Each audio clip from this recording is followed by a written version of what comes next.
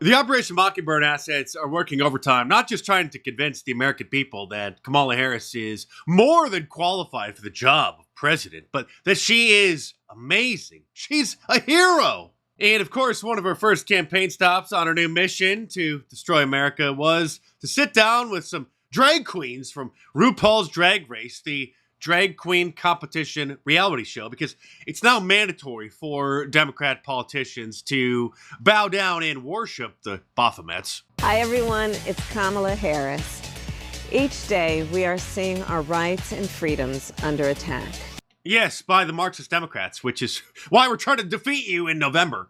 Including the right of everyone to be who they are, love who they love, openly and with pride. No, actually, for almost a decade now, since the Supreme Court tried to mandate that everybody change the definition of marriage, the rainbow people have had that legal right. We just want them to keep their business to themselves and away from the children. So as we fight back against these attacks, let's all remember, no one is alone. We are all in this together, and your vote is your power. So please make sure your voice is heard this November and register to vote at vote.gov.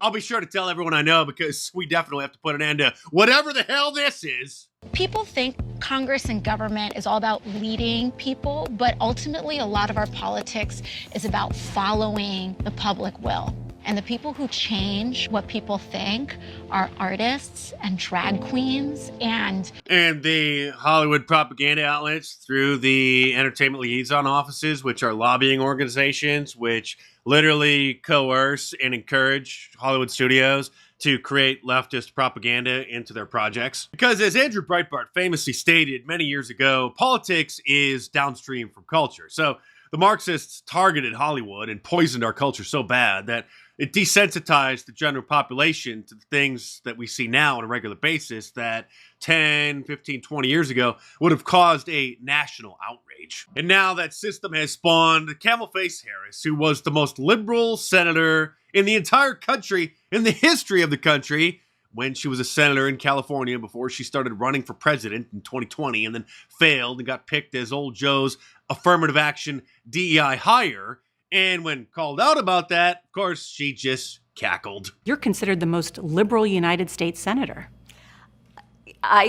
Somebody said that, and it actually was Mike Pence on the debate stage, but... Yeah. Well, actually, the nonpartisan GovTrack has rated you as the most liberal senator.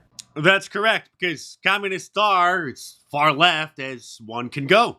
It has to be about a goal of saying everybody should end up in the same place. And since we didn't start in the same place, we have to all end up in the same place now, of course, because that's communism. Some folks might need more. Equitable distribution. Of course, because it's not about equality anymore. They Orwellianly shifted from equality to equity because, as she said, not everybody ends up in the same place because, well, a lot of people are lazy and wasteful with their time and their resources and make terrible personal decisions.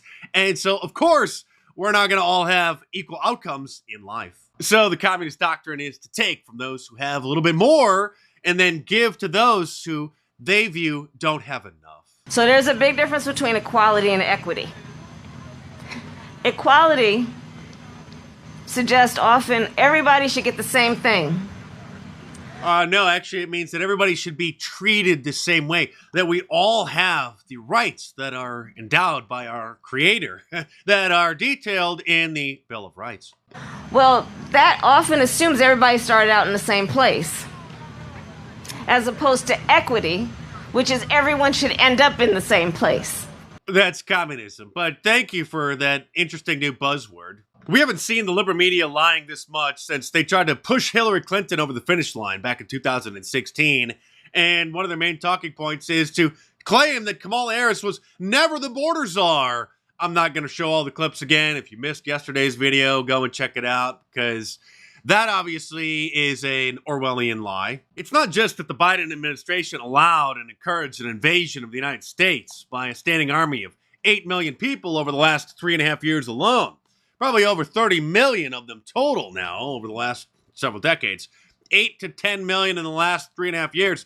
It's that Kamala Harris was literally tasked with pretending that she was going to solve the problem. You get a load of this fake fact check from CBS News, the crap broadcasting station. Trump falsely accuses Harris of donating to the Minnesota Freedom Fund for George Floyd, bailing out dangerous criminals. Oh, that's interesting because I happen to remember this tweet that Camel Face put out saying that if you're able to chip in now to the Minnesota Freedom Fund to help post bail for those protesting on the ground in Minnesota for George Floyd.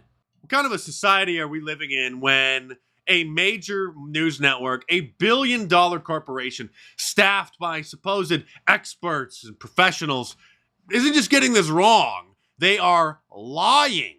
This isn't just some random coworker at the office or in the shop. This isn't just some drunk guy at the bar sounding off on misinformation who's uninformed. It's the job of the media to get these facts right, and they can't even get the fact checks correct. Again, it's not even that they're wrong. They are wrong, but they are lying. I know that comparing our situation to Idiocracy and the Twilight Zone is cliche now, but there's really no metaphor that is strong enough to depict just how crazy things are. This from Newsweek magazine. Donald Trump might not have been shot after all, they say. What are you going to believe? Your lying eyes or what the liberal media tells you happened that day? There is a ridiculous conspiracy theory spread amongst the left on Twitter, and now it is leaked into MSNBC and Newsweek, and even the director of the FBI, Christopher Wray, is parroting this fake news because, of course, he himself is an Operation Mockingbird asset, claiming that, well, he really wasn't shot. The bullet may have just hit one of the teleprompters, and then it was a piece of glass that hit him, and he's lying about being shot, and the whole bandage is fake too. But 10 seconds worth of research, not 2 seconds, but 10 seconds of research would debunk that ridiculous idea. Like Brick Suit, who's a popular Trump guy who goes to all the rallies wearing a brick suit symbolizing the wall. He took this photo of that event that day after Trump was shot and rushed off stage, noting that the two teleprompters stood there perfectly fine. Not to mention this famous photograph captured by, I think, an Associated Press photographer, one of these brand name photographers, who captured the bullet a split second before it hit Donald Trump. They're so insane that many believe that a video that was posted of Trump golfing, which was recorded much, much earlier, but it was posted Sunday, the day after he was shot, showing he didn't have a bandage on and saying, oh, look at this. He was shot Saturday and he's out golfing on Sunday. It's amazing. So then the left started claiming that the whole thing was fake because, well, his ear's just fine and he doesn't have a bandage, because they're so dumb that they couldn't understand that it was a fake video, that it was a video from previously and that somebody just falsely labeled it. Then when he showed up at the convention a couple days later wearing his bandage, they just couldn't compute.